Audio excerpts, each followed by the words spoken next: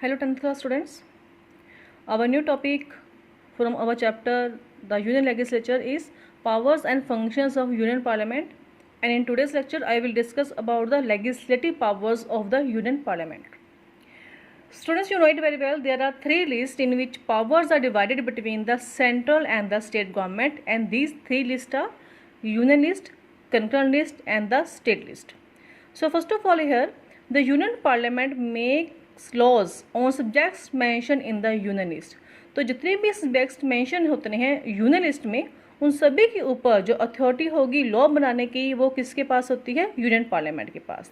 तो ये एक सबसे इम्पॉर्टेंट फंक्शन है यूनियन पार्लियामेंट का, that the union parliament makes laws on subjects mention in the union list. Next है the union parliament and state legislatures have equal powers to make laws on subjects mentioned in the concurrent list. अब आपको पता है कि जो concurrent list होती है उसमें यूनियन पार्लियामेंट और जो स्टेट होते हैं, जो स्टेट के लेजिस्लेचर्स होंगे, वो दोनों मिलकर लॉ बनाते हैं on the concurrent list.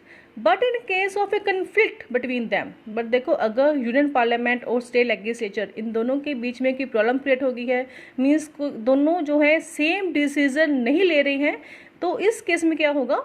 The union parliament decision will be accepted. तो यूनियन पार्लियामेंट, क्योंकि यूनियन पार्लियामेंट जो है वो पावरफुल है, सेंट्रल गवर्नमेंट है, तो यहाँ पर यूनियन पार्लियामेंट जो होगी उसी का डिसीजन जो होगा वो एक्सेप्टेड होगा. The union parliament can legislate on the state subject. अब आपको पता है कि जो स्टेट लिस्ट होती है उसके ऊपर वेरियस जो स्टेट लेजिस्लेचर्स है वही लॉ बनाती हैं, बट कुछ एक ऐसे सर्कमस्टांसेस होंगे, कुछ एक ऐसे एक्स्ट्रा ऑर्डिनरी सर्कमस्टांसेस होंगे जब जो है यूनियन पार्लियामेंट को राइट दिया जाएगा to make the laws on the subjects mention in the state list. तो कौन से सर्कमस्टांसेस हैं ये? First of all, if Rajya Sabha, अब देखो राज्यसभा क्या है, आपको पता है राज्यसभा क्या होती है? Council of state. जो काउंसिल ऑफ स्टेट्स है ये, यहाँ से स्टेट लेजिस्लेचर्स के मेंबर्स ही आते हैं यहाँ पर जो इलेक्टेड होते हैं. So if Rajya Sabha declares that such legislation is in national interest, कि ऐसा कोई ऐसा कोई लेजिस्लेचर है, ऐसा कोई लॉ है जो नेशन के इंटरेस्ट में है, जो हमारी कंट्री के बेनिफिट के लिए है.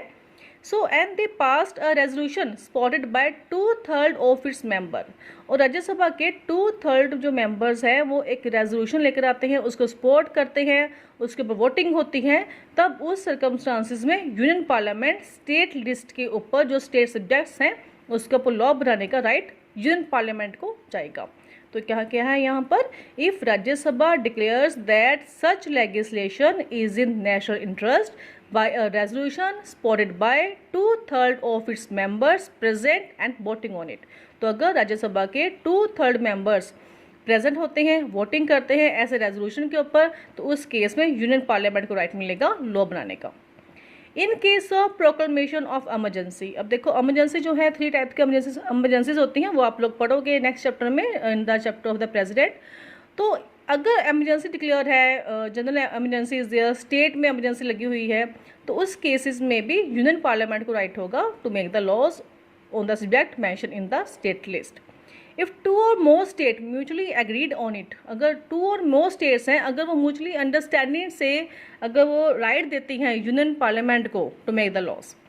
इन केस ऑफ इंटरनेशनल एग्रीमेंट, अगर कोई इंटरनेशनल एग्रीमेंट होना है, कोई इंटरनेशनल ट्रीटी होनी है, कोई साइन होनी है, उस केसेस में भी यूनियन पार्लियामेंट को राइट आ जाएगा लॉ बनाने का on the subject mention in the state list. Student, ये जो आपको टॉपिक है ये काफ़ी इंपॉर्टेंट है, ये काफ़ी बार जो होता है ये क्वेश्चन ये रिपीट होता है आपका एग्जाम्स में, तो you can note down this points on your notebook. Next है अंडर द रेज्यूडरी पावर. देखो ये क्वेश्चन काफ़ी इंपॉर्टेंट है students.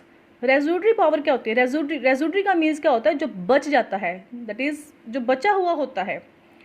So under the residuary power the union parliament can make the laws on the subjects which are not mentioned in any of the 3 list. देखो अगर कोई subject ऐसा है जो इन तीनों लिस्ट में, आपकी जो 3 लिस्ट होती हैं, union list, state list, concurrent list, इन तीनों लिस्ट में ऐसा कोई सब्जेक्ट है जो कहीं पर भी मेंशन नहीं है, इन तीनों लिस्ट में कहीं पर भी वो मेंशन नहीं है, तो वो किसके अंडर आएगा? रेज्यूडरी पावर के अंडर आएगा, और यहाँ पर यूनियन पार्लियामेंट को राइट मिलेगा उनके ऊपर लॉ बनाने का. द डिक्लेरेशन ऑफ एमरजेंसी, अब जब कभी एमरजेंसी पीरियड लगा हुआ है जो कि प्रेसिडेंट के पास राइट होता है एमरजेंसी डिक्लेयर करने का. So the declaration of emergency by the president must be approved by the parliament within 1 month from the date of its issue. अब देखो, जब प्रेसिडेंट इमरजेंसी पीरियड को डिक्लेयर करेगा तो पार्लियामेंट उस इमरजेंसी को विदिन 1 मंथ, जब ये इशू हुआ है, जो इमरजेंसी पीरियड जिस दिन इशू हुआ उसके विदिन 1 मंथ पार्लियामेंट को उस इमरजेंसी को अप्रूव करना पड़ेगा. इफ़ नॉट अप्रूव्ड, अगर पार्लियामेंट इस इमरजेंसी को अप्रूव नहीं करता है, द इमरजेंसी बिकम्स इनफेक्टिव. तो इमरजेंसी जो है वो इनफेक्टिव हो जाएगी, उसकी कोई भी वैल्यू नहीं रहेगी. नेक्स्ट है द ऑर्डिनेंसेस. ऑर्डिनेंसेस क्या होते हैं? ऑर्डिनेंसेस आर स्पेशल लॉज और orders issued by the president when parliament is not in session. आपको पता है 3 सेशंस होते हैं पार्लियामेंट के. तो जब इनका ब्रेकिंग मीन्स टू से जो रिसेस टाइम चल रहा है, उस टाइम पर जब किस टाइम कोई लॉ बनाना होता है, कोई स्पेशल लॉ जो होता है वो प्रेसिडेंट के पास राइट होता है, वो ऐसे स्पेशल ऑर्डर्स को इशू कर सकता है जब पार्लियामेंट सेशन में नहीं होगी. तो ऑर्डिनेंसेस क्या होते हैं? These are the special laws और orders issued by the president when parliament is not in session.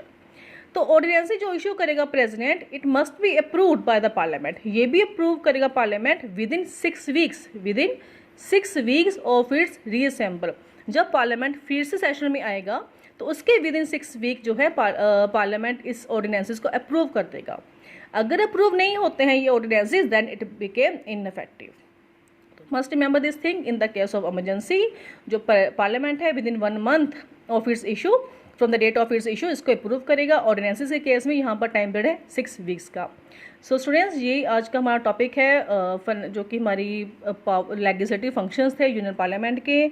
Now here आपके लिए असाइनमेंट है. आज के टॉपिक के ऊपर बेस्ड जो असाइनमेंट है आपका, that is first question here, state any 2 legislative powers of the union parliament. Second, name the 3 lists used for distribution of powers between the union and the states. Third, what do you mean by residuary power? Who can administer this power? Fourth question, under which 2 circumstances can the union parliament make laws on the subjects of the state list? Fifth is, what do you mean by ordinances? Who issued it? So this is all about this video. Students, in the next video I will discuss about the financial powers of the union parliament. Have a nice day.